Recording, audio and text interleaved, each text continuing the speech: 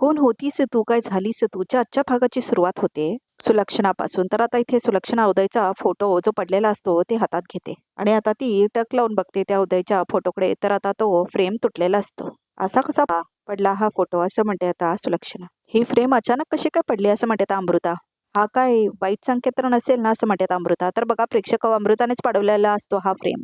अमृता असं काही नाही आहे, वाऱ्याने पडला असेल फोटो असं म्हणतो आता यश. पौर्णिमा म्हणते वहिनी मी सांगते, कावेरीने बनवलेला तेलात कापूर कुणी मिसळला ते असं म्हणते आता पौर्णिमा. कुणी घातला असं म्हणते आता सुलक्षणा. तू बघितलेस का त्या व्यक्तीला असं म्हणते आता सुलक्षणा. तर पौर्णिमा म्हणते हो वहिनी काय झालं, मगाशी मी आले इथे तेव्हा अनुष्का आणि पार्थ खेळत होते आपले. तर कापराच्या डब्याबरोबर काहीतरी मस्ती करत होते म्हणून ओरडले त्यांना, तर गेले घाबरून पळून. जरा म्हणून शिस्त राहिलेली नाही आहे ह्या मुलांना. घरात जागा कमी आहे का खेळायला, खेळणी कमी आहेत का म्हणून देवघरापाशी जाऊन खेळत बसतात असं म्हणते आता सुलक्षणा. जाऊ देत मग असं म्हणतो आता यश. खेळत खेळत गेलं असतील देवघरात, इट्स ओके असं म्हणतो आता यश. कावेरी, आज सगळ्यांनी खूप सिरियस आरोप केले तुमच्यावर, ह्या सगळ्यांच्या वतीने मी सॉरी म्हणतो असं म्हणतो आता यश. ठीक आहे, तुम्ही सॉरी म्हणायची काही गरज नाही आहे असं म्हणते आता कावेरी यशला. तेलात कापूर मुलाने टाकलं यावर तर माझा विश्वास नाही आहे. देवघरातल्या वस्तूंना हात लावायचं नाही हे माहिती येते ना. ते नाही कापराच्या डब्याला हात लावणार. पण मुलांच्या कपड्यांना असे कुठे गोंडे असतात, मग हा गोंडा इथे कसा काय आला असं म्हणते आता कावेरी. कोणीतरी मुद्दाम केलंय हे, पण का असं म्हणते आता कावेरी. तर आता यश सुलक्षणाकडे येतो आणि म्हणतो मा तू जास्त विचार करू नकोस, नवीन फ्रेम बनवून घेईन मी. तर आता रात्र झालेली दाखवले आणि आता गुरुजी आलेले असतात घरी. ठीक आहे सुलक्षणाताई, तुम्ही म्हणताय तसंच करू, पण तुमचा मुलगा परत यावा म्हणून हे जी पूजा मी तुम्हाला सांगितली आहे त्या अत्यंत कठीण व्रत आहे. दिवसभर अन्नत्याग करून महादेव आणि पार्वतीला प्रसन्न करून घ्यावं लागेल. सूर्योदयापासून सूर्यास्तापर्यंत निर्जळी उपवास करून ह्या सगळ्या विधी कराव्या लागतील. कितीही कठीण व्रत असलं ना तरीही मी माझ्या उदयसाठी करायला तयार आहे असं म्हणते आता सुलक्षणा. कधी एकदा तो घरी येतोय आणि मी डोळे भरून त्याला पाहते असं झालंय मला असं म्हणते सुलक्षणा. मी काहीही करायला तयार आहे. ठीक आहे मग उद्या पण सकाळच्या मुहूर्तालाच पूजा करूया. येतो मी सकाळी असं म्हणतात गुरुजी. तर आता अमृता पण तिथे आलेली असते. उदयसाठी तुम्ही हे व्रत करताय ते नक्की फळाले उद्या असं म्हणते आता पौर्णिमा. तर कावेरी तिने म्हणते बा तुमची तब्येत आधीच बरी नाही आहे, त्यात हे इतकं कठीण व्रत.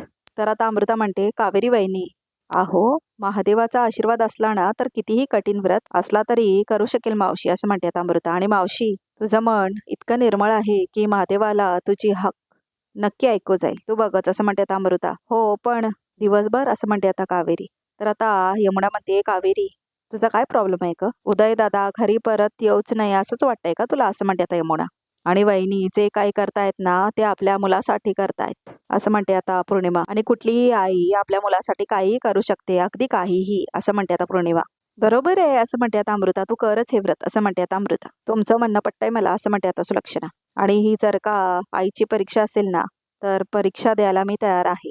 तर आता कावेरी म्हणते हो मा, मला एवढंच म्हणायचं होतं की तुमच्याऐवजी मी हे व्रत करते. तर आता सुलक्षणा म्हणते ठीक आहे, आपण दोघी मिळून हे व्रत करूया. मी माझ्या लेकासाठी करेन आणि तू तुझ्या सौभाग्यासाठी कर असं म्हणते आता सुलक्षणा. आपण दोन्हीनी घातलेली साथ देवापर्यंत नक्की पोहोचेल आणि माझा उदय लवकरात लवकर घरी परत येईल असं म्हणते आता सुलक्षणा. तर आता यमुना म्हणते मा हिला जमणार आहे काय सगळं, आता माझं ठरलंय उद्या सकाळी पूजा करायची आहे, तयारीला लागूया असं म्हणते आता सुलक्षणा. तर आता सगळेजण मांडव लावतात. मी उद्या काऊ आणि भाऊजींसाठी व्रत ठेवेन, तर तू त्या दोघांना लवकरात लवकर घरी पाठव देवा असं म्हणते आता कावेरी मनातले म्हणत. तर आता सकाळ झालेली दाखवले. तर आता इथे पूजेला बसलेले असतात कावेरी आणि सुलक्षणा. दोघेही प्रार्थना करत असतात. या व्रताचे काही कठोर नियम आहेत.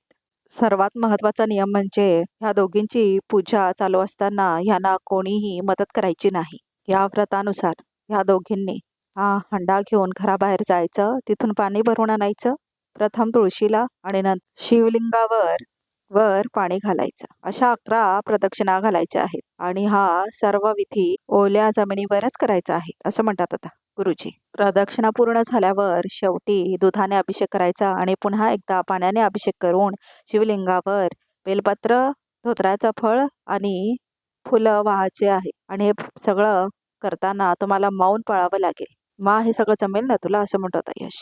तर आता सुलक्षणा म्हणते नक्की जमेल, माझा विश्वास माझा बळ आहे आणि हा विश्वासच माझ्या उदयला परत आणेल, नक्की परत आणेल. तर आता कावेरी म्हणते मी आहे ना मासोबत. तर आता सगळ्यांची तोंड वाकडी होतात.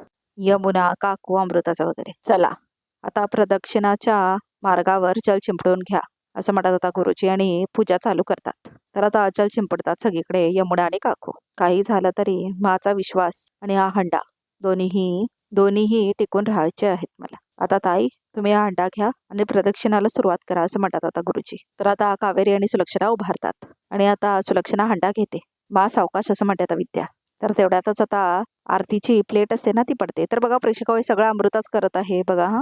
तर आता सगळेजण ती आरती बघतात आणि दचकतात. मा असं म्हणते आता यमुना. अगं आरसा फुटला, हा अपशगुन झाला ना असं म्हणते आता यमुना. तर बघा प्रेक्षक सगळा अमृता घडवून आणतीये. हो ना असं म्हणते आता काकू पण. वहिनी परिक्रमा सुरू व्हायच्या आधीच हे असं सगळं व्हायचं म्हणजे वहिनी कसला संकेत म्हणायचा हा असं म्हणते आता काकू. तेवढ्यातच आता यशला कॉल येतो. तर आता यश म्हणतो हॅलो. हो बोलतोय. तर आता सुलक्षणा बघते यशकडे. काय असं म्हणतो आता यश. ठीक आहे. भाऊजी कोणाचा कॉल होता असं म्हणते आता विद्या. पोलीस स्टेशनातून कॉल होता असं म्हणतो आता यश. त्यांना एक डेड बॉडी सापडली आहे असं म्हणतो तो. तर आता सुलक्षणाला हे ऐकून त्रास होतो. ओळख पटवायला बोलवलंय मला असं म्हणतो आता यश. तर आता सगळ्यांनाच धक्का बसतोय ऐकून. तर आता सुलक्षणाला चक्कर येते आणि आता तो हंडा पडणार असतो तिच्या हातातून. तर आता कावेरी सावरते तिला. हंडा पडता पडता वाचला असं म्हणते आता अमृता. हा ही अपशकुन झालाय असं म्हणते आता अमृता. तर सारखं सारखं अपशगुन म्हणत राहिले ही अमृता. पाहिलेत का तुम्ही प्रेक्षक आणि महादेव आम्हाला काहीतरी संकेत देतोय असं म्हणतात अमृता. संकेत देत नसेल ना काही महादेव असं म्हणतात अमृता. ती बॉडी ती उदय जिजूंची तर नसेल ना असं म्हणतात अमृता. तर आता चिडून बघते तिच्याकडे सुलक्षणा आणि आता यश पण चिडतो. अमृता फक्त फोन आलाय, आता लगेच कुठल्याही कन्फ्युजनला पोचायची गरज नाही असं म्हणतो यश. आणि एक लक्षात ठेवा, विश्वास तुटू देऊ नका, कारण मनातनं विश्वास हरणं म्हणजे सर्वात मोठा अपशगुन आहे असं म्हणतात आता गुरुजी. आणि हंडा पडला नाहीये असं म्हणतात कावेरी. माझा विश्वास आहे त्या हे व्रत पूर्ण करतील असं म्हणतात कावेरी. आणि मी त्यांचा विश्वास तुटू देणार नाही असं म्हणते कावेरी. देवी आई तुमची परीक्षा घेत असेल पण तुमचं हे व्रत अपूर्ण नाही राहणार असं म्हणतात कावेरी, कारण ती सुद्धा एक आई आहे. तर आता हे ऐकून सुलक्षणाच्या डोळ्यात अश्रू येतात. यश जा बघून ये असं म्हणते आता सुलक्षणा. हो मा असं म्हणतो आता यश. आणि हाच विश्वास मनात ठेवून तुम्ही प्रदक्षिणाला सुरुवात करा असं म्हणतात आता गुरुजी. आपण प्रदक्षिणा करताना तुम्हाला मौन बाळगायचं आहे असं म्हणतात गुरुजी. तर आता सुलक्षणा बाहेरून पाणी भरून येते हंड्यात. तिला काय चालायला मात्र येतच नसतं बघा प्रेक्षक. कावेरी तिची मदत करत असते. तर आता सुलक्षणा बघत असते कावेरीकडे. तर आता सुलक्षणाला मात्र चालायला येतच नाही. तर आता कसं बसं चालत असते आता ही सुलक्षणा. कावेरी मात्र पूर्ण साथ देत असते सुलक्षणाची. तर सुलक्षणा पडणारच असते तेवढ्यातच तिला कावेरी सावरते. तर आता तुळशीला पाणी घालते सुलक्षणा. तर आता फेऱ्या घालतात कावेरी आणि सुलक्षणा. तर आता शिवलिंगावरही पाणीचा अभिषेक करतात आता कावेरी आणि सुलक्षणा. तर आता डेडबॉडी बघायला जातो यश.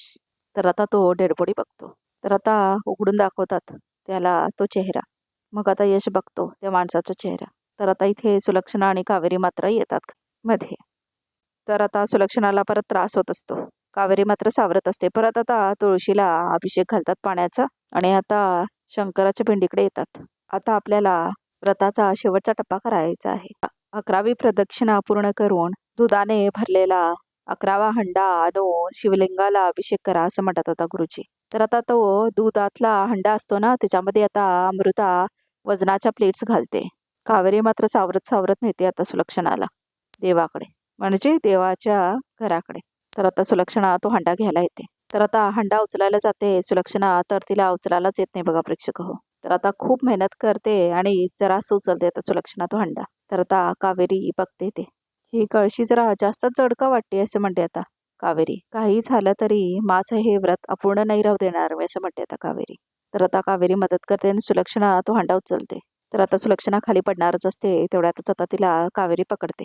तर आता कावेरी सुलक्षणाकडे बघतच असते. सुलक्षणाला मात्र खूप त्रास झालेला असतो. तर आता कावेरीची नजर साडीकडे जाते आणि एका चुंबळीकडे जाते. तर आता ती साडी घेते कावेरी आणि ती चुंबळी घेते. तर आता आपल्या डोक्यावरती चुंबळ घालून घेते आता कावेरी आणि आता ती साडी जी असते ना ती बांधते आता सुलक्षणाच्या अवतीभोवती.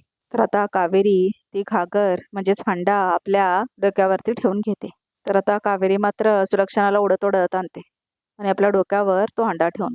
तर आजचा भाग इथे समजतो. तर बघूया तर रिकामध्ये काय आहे ते. तर आता सुलक्षणाला चक्कर आलेली असते आणि सगळेजण काय झालं वहिनी काय झालं असं म्हणत असतात. तर आता यश तिथे आलेला असतो आणि तो त्याला आता सुलक्षणा म्हणते काय झालं रे यश. जी डेड बॉडी पोलिसांना सापडली. तेवढ्यातच ते आता संपवलेलं दाखवलंय. म्हणजे आता उद्या कळणार ती उदयची होती की नाही. आणि मग आता इथे यश कावेरीच्या पायांना मलम लावत असतो. जोपर्यंत तुम्ही ह्या घरात आहात तोपर्यंत तुम्हाला काही त्रास झालेला चालणार नाही मला, असं म्हणतो आता यश. मी तर तुमच्या पायाला फक्त ड्रेसिंग करतोय आणि तुम्ही जे केलंय त्याच्यापुढे काहीच नाही, असं म्हणतो आता यश. तर आता इथे कावेरी बाहेर जाते तर बघते तर काय, अमृता ही आता यशच्या मिठीत असते. तर आता हे बघून त्रास होता आता कावेरीला.